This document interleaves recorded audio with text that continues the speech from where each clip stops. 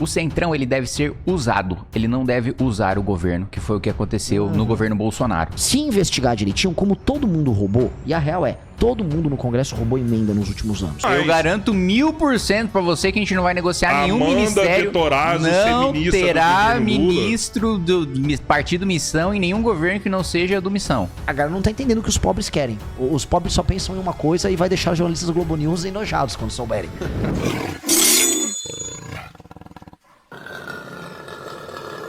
O plano de governo de vocês tem como base o livro amarelo, né, Renato? Eu tava vendo ali no TSE, vocês colocaram até um resumo ali do livro amarelo como o plano de governo. E eu não sei se eu entendi bem, nesse plano ele tem uma proposta de retirar alguns pisos. Piso da educação, piso da saúde. É isso mesmo? Não. O piso não...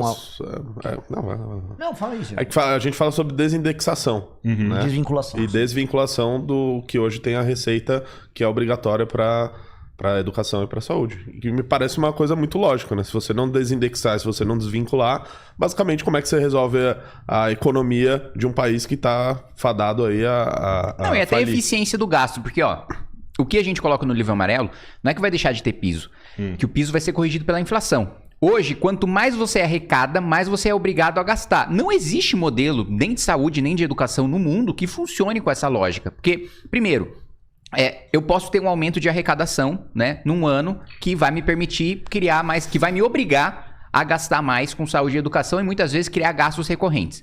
E se minha arrecadação diminui no ano seguinte? Eu criei um gasto obrigatório com uma receita que não é recorrente. Não dá pra você reduzir, não dá pra você acompanhar. Depois não dá pra você fazer a gestão. Volta. E tem outro ponto, né? Acabou o bônus demográfico. Cada vez mais a gente vai ter pessoas mais velhas, cada vez mais a gente vai precisar gastar mais com saúde. Só que se o gasto da educação está vinculado à receita corrente líquida, eu vou ser obrigado a gastar mais com menos alunos, e enquanto a saúde vai precisar de mais recursos. Então, assim, você precisa ter a flexibilidade para fazer a gestão desses recursos, né? Não significa gastar menos. Um exemplo que eu costumo dar é assistência social. Não existe nenhuma obrigação de se gastar com assistência social dentro da nossa Constituição vinculada à receita. Foi o gasto que mais aumentou. Então, assim, não ter piso, não ter vinculação, não significa ter menos investimento ou ter corte. Significa ter flexibilidade para você manejar. Então, se for prioridade do país e eu tenho investimento em segurança pública, que eu acho que é agora, né, o momento, né, vai ter mais investimento em segurança. Se tiver um momento de mais investimento em educação, saúde, defesa. O executivo existe para manejar o orçamento. Não faz sentido eu submeter o executivo a uma vinculação de receita na Constituição. E o nosso modelo é ainda pior agora, porque a gente tem o arcabouço fiscal. O arcabouço fiscal, resumidamente, é o seguinte: o governo ele pode gastar 70% do aumento de receita do ano anterior, mais inflação, sendo que no mínimo ele gasta inflação mais 0,6% e no máximo inflação mais 2,5%. Só que os gastos obrigatórios aumentam 6%, né, ao ano. Então, eu não consigo ficar dentro do arcabouço porque eu digo o seguinte: quanto mais eu arrecadar, mais eu posso gastar dentro de um limite. Mas eu gasto mais obrigatoriamente acima desse limite por causa das obrigações. Então, assim, é um modelo esquizofrênico, porque eu falo, olha, eu vou fechar as contas como? Arrecadando mais. Só que se eu arrecado mais, eu sou obrigado a gastar mais. E teve vários estados, e São Paulo é um caso desses, que colocou a obrigação, por exemplo, de gasto em educação maior do que o 25% que já tem a União, colocou para 30%. E a maioria desses estados estão revendo. São Paulo reviu isso. Por quê? Porque precisava investir mais em saúde e menos em educação, por causa do bônus demográfico. Municípios do Rio Grande do Sul, onde você tem um envelhecimento mais acelerado da população, eles são obrigados a gastar mais com educação quando você tem uma população de estudantes menor. E aí?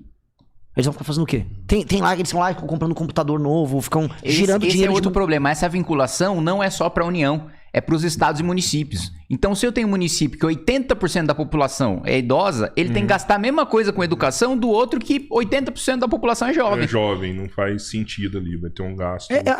É uma irracionalidade do ponto de vista do uso do dinheiro.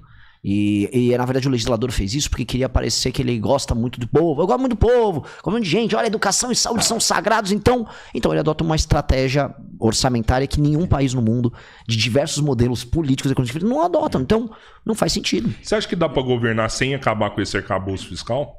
vai ter que acabar com esse arcabouço fiscal. E a gente vai ter que criar uma nova âncora fiscal no nosso governo. É uma coisa que a gente está discutindo muito. Qual é o modelo de âncora fiscal para que a gente possa gerar superávit e aumentar espaço para investimento? Porque o grande problema nosso é gastamos muito mal. Então a curva, a trajetória da dívida, da relação dívida-PIB, ela está estourando. Os juros ficam altos. Isso também está gerando agora ao mesmo tempo que juros altos, pressão inflacionária. A economia está indo para o buraco. E se a gente não rever isso e não aumentar a capacidade de investir com os juros mais baixos, nós estamos ferrados. Para remover o arcabouço fiscal depende dos deputados. Sim. E aí é possível você governar assim com uma base tão pequena de deputados eleitos? Não, porque você vai ter que construir uma base igual todos os outros, uma base múltipla com vários partidos. Eu vou ter que, ganhando eleição, me adequar. Eu venho falando isso muito em entrevistas. A população brasileira, infelizmente, vai eleger de 200 a 300, a 400, pelo menos, bandidos. Porque essa é a eleição mais corrupta do legislativo da história que a gente vai ter. É a eleição com mais dinheiro do orçamento secreto, a eleição que nunca viu tanta cooptação e compra de voto. Essa vai ser a eleição mais suja de todas. A última eleição para prefeito já foi a eleição municipal mais suja da história. Essa aqui vai ser a eleição de deputado de longe a mais suja da história. Então, esses bandidos estarão lá. E agora, se as pessoas elegeram o bandido e eu ganhei a eleição, quer dizer que ela votou, ao mesmo tempo que votou em mim, e em grande medida ela votou também num bandido pro Congresso. Ou eu dou um golpe de Estado, coisa que eu não vou fazer, não sou um ditador, ou eu vou ter que me compor com essas pessoas. Então eu já estou avisando pra todo mundo, pra não ficar com aquelas ilusões, como houve no começo do governo Bolsonaro. O capitão vai governar... Não dá. Eu vou ter que ter uma estratégia de gestão, tornar ela muito transparente, não colocar bandido no governo, mas eu vou ter que fazer uma composição pra passar essa agenda. Mas é bandido que tá disposto a negociar, né? Não, e pra você montar, por exemplo, seus ministérios ali, todas as outras organizações, você vai ter que começar... Se você quer fazer realmente alguma coisa rodar, esses primeiros acordos com essas pessoas que estão lá. E às vezes não são eleitos, tá? E eu acho que tem 2 pontos, tá? Uma coisa, o Centrão ele deve ser usado, ele não deve usar o governo, que foi o que aconteceu no governo Bolsonaro, né? O governo Bolsonaro abriu mão de toda a agenda fiscal, de toda a agenda de combate à corrupção, porque ele entregou pro Ciro Nogueira. O Ciro Nogueira é o ministro-chefe da Casa Civil. Assim, se tem um ministério que nós garantimos que não será de ninguém do Centrão, é o Ministério da Casa Civil. E o atual governo, ele usa ou ele é usado pelo Centrão? Eu acho que o atual governo, eu vou te falar uma experiência pessoal, né? Quando o Lula ganhou, eu tava com muito medo de ter muita dificuldade de fazer qualquer oposição, porque na minha cabeça tava Lula 1 e Lula 2, que era um cara que dominava o Congresso, né? Um cara que nadava de braçada. Lula 3 é um cara muito mais cansado, é um cara muito mais fraco politicamente, que não tem paciência de sentar com líderes partidários e que passa a maior parte do tempo viajando. Então, é muito mais fácil, é óbvio que é sempre difícil derrotar o governo, porque o governo sempre tem maioria. Mas, pô, eu consegui derrubar a medida provisória. O Lula tem a maioria? Nunca imaginei. O Lula tem, 80%, 90% das medidas que o governo mandou, o Congresso aprovou, né? Então, o governo tem maioria, tanto que eu tô lá sendo derrotado toda semana. Mas eu não esperava ter algumas vitórias. Então, por exemplo, eu aprovei o projeto de emenda de pena de furto, roubo e receptação. O PT votou contra e eu consegui aprovar. E o Lula, pressionado por saber que eu tinha maioria para derrubar um eventual veto dele, sancionou, né? E é lei. Por quê? Porque o Lula já não tem mais a mesma paciência de receber deputados e porque ele nomeou articuladores muito piores do que ele tinha em Lula 1 e Lula 2. Hoje, quem cuida da articulação do governo é Gleisi Hoffmann, Zé Guimarães e Rui Costa, assim.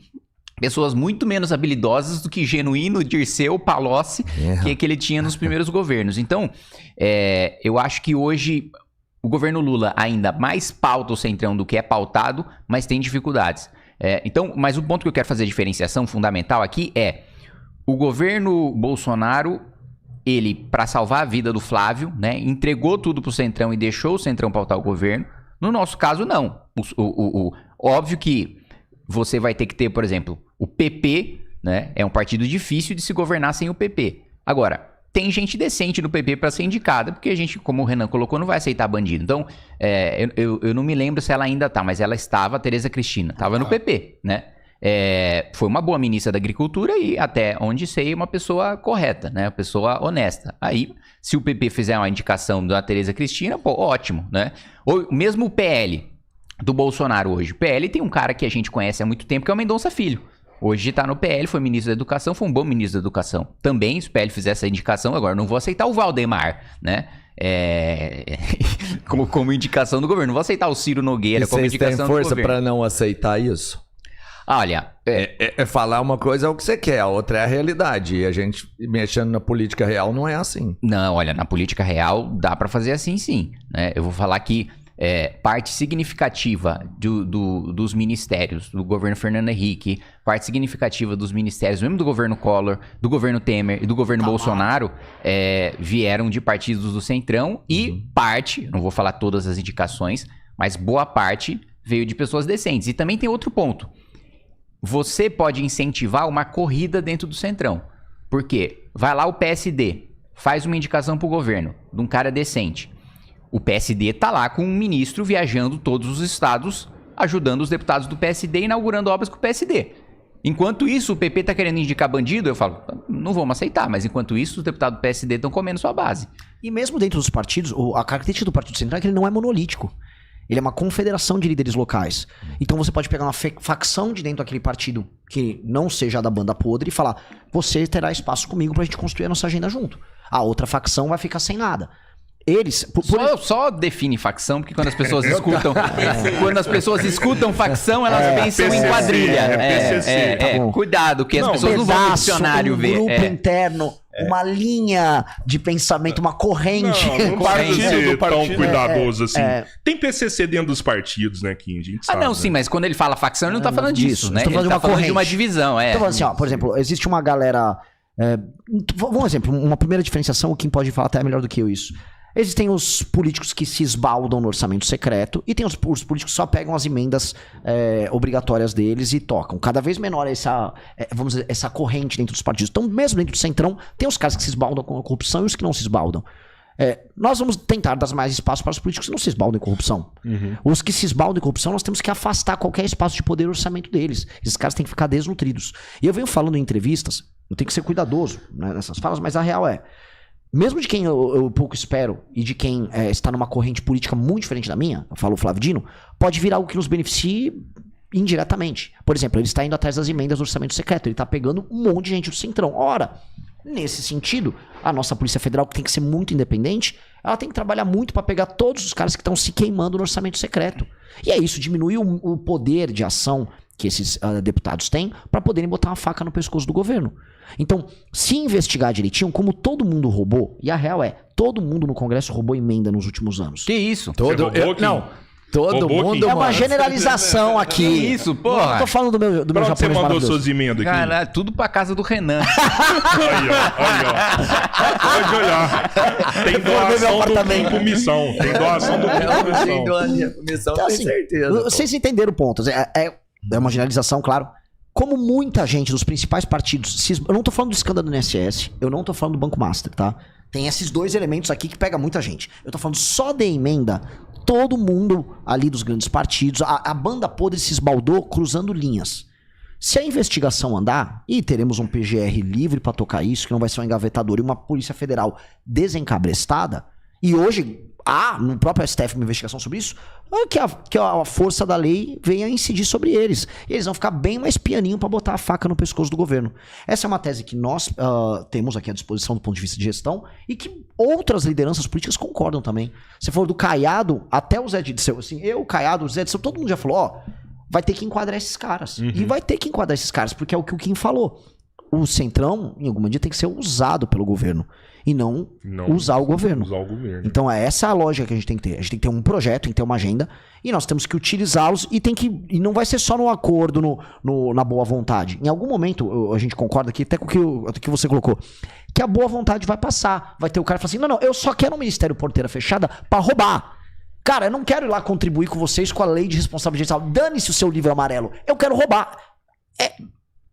Vai chegar mais e a gente vai falar não. Agora, vou falar não, mas eu tenho que ter meios de ação de ir pra cima dele conforme ele vai querer me achacar. Será que você não fala sim antes de você entrar? Não. Sei lá, se você vai pro segundo turno, você e o Lula, você vai precisar formar uma base aí de apoio pra brigar com o Lula no segundo turno. Eu acho que as coisas não funcionam tão assim. E aí vai chegar o Valdemar, vai chegar o Lira, Olha, assim, sinceramente, eu acho bem pouco importante apoio do Centrão no segundo turno. Porque no segundo turno, tempo de TV é meio a meio. Independentemente de quais partidos estão com a gente ou não estão com a gente. Sim, dá pra ganhar o povo não precisa negociar com nenhum partido. Não, no segundo turno, porque assim, a gente tem todo o tempo de televisão que a gente teria. Se a gente tiver 10 partidos, a gente vai ter o mesmo tempo de TV se a gente tiver um partido. Se você não for pro segundo turno, vai o Lula e o Flávio. Você sabe que se você apoiar um deles, você tem uma grande chance de ganhar um ministério aí pro próximo governo e talvez até fortalecer o partido. Mas não nos interessa ter um ministério. Então fala. Então vamos fazer assim. Peraí. Vamos fazer assim. Na última eleição isso aconteceu, hein? Com a gente? Isso aconteceu. Não, com outros políticos. A gente teve Com outros, candidato mas se a precisar, Lula apoiou imprime um documento aqui que eu assino. Eu sou presidente do partido. Sério? Assino Você aqui. não tem coragem de negociar com o Lula Não ou vou negociar. Eu assino o documento agora. Rapaz, imprime aí o documento. Isso aí, cara, agora vocês são um partido, vocês não são um movimento mais. Eu garanto 1000% pra você que a gente não vai negociar nenhum ministério. Não terá ministro do Partido Missão em nenhum governo que não seja do Missão. O Missão não tá falhando nessa hora, porque a política... O Renatão já tá arrependido de você ter falado isso, viu? O Renatão já tá com a cara puto. A política não é o ato de negociação ali. Se vocês não estão dispostos a negociar de nenhuma forma com nenhum dos outros partidos, vocês estão dispostos a fazer o quê lá? Dominar a gente negocia em outras instâncias, a gente negocia no parlamento. Isso, dentro do Congresso é outra coisa. Eu aprovo projetos, eu não tenho emenda, eu não sou presidente da República, eu não tenho ministério e ainda assim eu consigo aprovar projetos. Uma coisa é uma bancada... Porque dentro do Congresso existem instrumentos de negociação próprios, né? Porque se eu tenho uma bancada, vamos chutar uma bancada pequena de 15 deputados, esses 15 deputados têm o poder de fazer com que um projeto que seria aprovado em 15 segundos, e eu não é figura de linguagem, é literal, não é hipérbole, um projeto que demoraria 15 segundos para ser aprovado, uma bancada pode fazer com que demore 2 meses. Isso é um baita instrumento de negociação, não é? E eu não preciso ter nenhum... Porque você está falando... Não aceitar o ministério não significa não negociar nada em nenhum momento e não sentar para conversar com ninguém. Significa que a gente não quer cargo em governo. A gente quer que a nossa agenda seja pautada. Ter cargo em governo até nos prejudica, porque a gente precisa se submeter à agenda e ao programa de governo que a gente não acredita. E isso nos queima com a nossa própria base, não é nem interessante. No ministério, por exemplo, você acha que você não tem condição, ou sei lá, de ajudar de uma forma, pelo menos uma parte de alguns fazer um bom trabalho na pasta, né? O Kim tá na educação aqui, o Kim melhorou a educação. Imaginando que o interesse maior tem que ser o Brasil. Mas o problema... você não consegue chegar com todo mundo, você pode chegar sozinho e ainda assim ajudar. Vocês falaram de pessoas boas de outros partidos que podem colaborar. Isso, mas essas pessoas dos outros partidos estariam submetidas à nossa agenda, ao nosso programa de governo, né? O ministro da Educação vai inaugurar quadra, vai inaugurar universidade, mas que nós escolhemos fazer, que a gente decidiu que era importante. Agora, se eu for um ministro de um outro governo, eu serei obrigado a seguir o programa do presidente da República. Um ministro da Economia, por exemplo, você pode mudar o destino de muita gente, porque ele vai te falar, eu quero isso, mas o caminho para chegar no objetivo final pode ser seu. Eu posso falar uma coisa? Assim, eu não acredito mais nesses remendos como são feitos hoje em dia, que é um remendo de composição num projeto que não é um todo coerente. Eu não vou conseguir, apenas num governo meu, ter um bom ministro da Fazenda, mas aí eu vou pegar as outras áreas como planejamento, trabalho, infraestrutura, e isso não está coordenado com a política que a gente vai montar do ponto de vista econômico. Eu ir para um governo, vou colaborar na parte de educação, mas o nosso projeto, a nossa área de educação só vai funcionar se ela estiver ligada à área de infraestrutura, à área de ciência e tecnologia, e inclusive à área de segurança pública. Em último instante, até com a área de infraestrutura para a desfavelização urbana. Essas coisas estão completamente amarradas. A gente iria num governo, é como se você vai fazer uma festa, alguém tá fazendo uma feijoada horrorosa e eu levo um baita de um ingrediente para colocar na feijoada. Tô dizendo trazendo uma linguiça ia ser ruim, eu dizer um pouquinho. Mas sei lá, eu vou trazer. Você tá lá com o pai, eu entro com a linguiça. Você traz um ingrediente bom pra colocar numa feijoada ruim. Não adianta nada você jogar um ingrediente bom lá. Então não adianta nada eu colocar um governo em que o todo não é coerente. O problema é a formação de um governo que ele não faz sentido, a sua política setorial ela será apenas uma política setorial de baixo impacto. E aí, como projeto político, a gente estaria submetendo o que nós estamos construindo hoje, que tem um mérito gigantesco, que é uma terceira corrente de pensamento majoritária no Brasil. E eu acho que eu vou pro segundo turno. Mas independente de qualquer coisa, eu vou pro segundo turno com a nossa visão de mundo sendo uma das 3 visões de mundo mais poderosas do debate público brasileiro. E existe o petismo e a boa parte do movimento de esquerda que fica abaixo dele, ou lateralmente a ele. Tem o bolsonarismo que é oco em termos de pensamento, mas tem um culto à personalidade do Jair. E uma espécie de sistema de valores que as pessoas acoplam ali. E tem a gente. E eu não vou pegar isso e vou submeter a um outro sistema de valores. Do Lula nunca vou compor o governo com o PT. Ah, mas e com o Bolsonaro? Vou montar um governo de direita de União Nacional. Primeiro que o governo do Flávio nunca vai acontecer. E segundo que, de maneira bem clara, eu estaria submetendo as nossas ideias a uma execução horrorosa, tocada por um governo horroroso que não tem a menor ideia do que vai estar fazendo. Acho que o Lula não vai em debate por conta do baixo nível do Flávio, assim. Eu acho que se ele tivesse com mais pontos na pesquisa, talvez ele debateria com você. Por que eles não vão? Mas assim, eu faço uma pergunta assim, você realmente se sente preparado para debater com o Lula? Tranquilamente. É mesmo, Tranquilamente. Não assim, é fácil, velho. Não é fácil.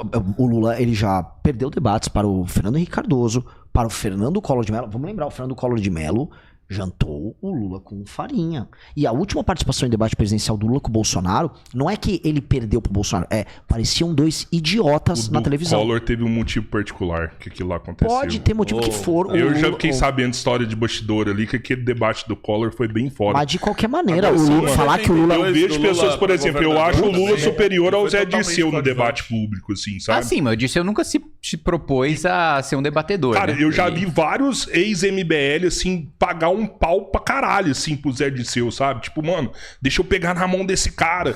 Esse cara é foda pra caralho, tal. Esse cara tem um conhecimento político absurdo. E tem mesmo. E o Lula é superior a ele. Falar que vai enfrentar o Lula no debate público não é São duas fácil. coisas diferentes. Uma coisa é você ser um debatedor público. Outra coisa é você ser um articulador habilidoso de bastidor, um cara que pensa plano. Que é o caso do Um Zé, debatedor pode ser uma peça dentro de um plano de um articulador. Não significa que um é melhor ou mais inteligente que o outro. O Dirceu definitivamente é mais inteligente que o Lula. Agora, o Lula é o melhor debatedor que o Dirceu, porque o Lula é papel do Lula ser melhor debatedor que o Dirceu. O Dirceu não tem o papel de ser um cara de linha diferente. Ele articula e dá ordens para os caras da linha diferente, né? O Dirceu é o arquiteto do petismo. do PT. Ele tem um mérito de articulação que é... Ele basicamente fundamentou o partido mais importante do Brasil nos últimos... Agora, é preciso lembrar de outra coisa também. Primeiro, eu não acho que em qualquer momento o Lula tenha sido absolutamente excepcional em debater. Não acho que em qualquer momento ele tenha sido isso. Hoje, menos ainda, né? Porque ele tá mais cansado, né? O raciocínio dele não tá tão rápido quanto antigamente, mas o mais importante de tudo, ele não está acostumado com linguagem de rede social. Hoje, o debate não vão aparecer os melhores momentos na televisão. Hoje vai ter um corte, hoje tem uma economia de atenção, hoje o que ele fala e como ele se porta e a velocidade que ele fala nos 3 primeiros segundos importa muito mais do que importava antes. Então, eu não teria... E outra coisa, ele tem, cara, 20 anos de telhado de vidro. Ele tem 20 anos de problemas de governo em todos os setores. Ele tem 20 anos de um passivo. Porque vamos supor que o Lula tivesse sido um presidente excepcional, um baita presidente, e que ele tivesse no poder durante 20 anos. Só de você ter sido do executivo durante 20 anos, necessariamente há flancos para se bater. E ele não foi o melhor presidente do mundo. Na minha avaliação, foi péssimo, né? Quando você compara durante os últimos 40 anos, né? O que ocorreu com o Brasil, o que ocorreu com outros países, e boa parte desses 40 anos sendo governados pelo PT, não acho que tenha sido grandes coisas. Mas tem gente que coloca ele do lado de Getúlio Vargas e Dom Pedro. Então, assim. Nossa, não, mas enfim. Aí, bom... Né? Cada um tem a sua... Não sou petista. Não sou petista. O Renato acha que o Palmeiras ganhou o Mundial. Eu não sou palmeirense. Pra mim ganhou, mas eu não sou palmeirense. Acabaram com os hospitais psiquiátricos, saiu essa galera. Mas não acho que tenha sido o governo excepcional. Mas mesmo que tivesse, só o fato de você estar 20 anos no executivo, tem muita coisa pra bater. Né? E coisas que eu posso pescar que o sujeito pode nem se lembrar. Mas nós estamos falando de um governo que é péssimo, que tem muito flanco, que tem muito ponto de corrupção.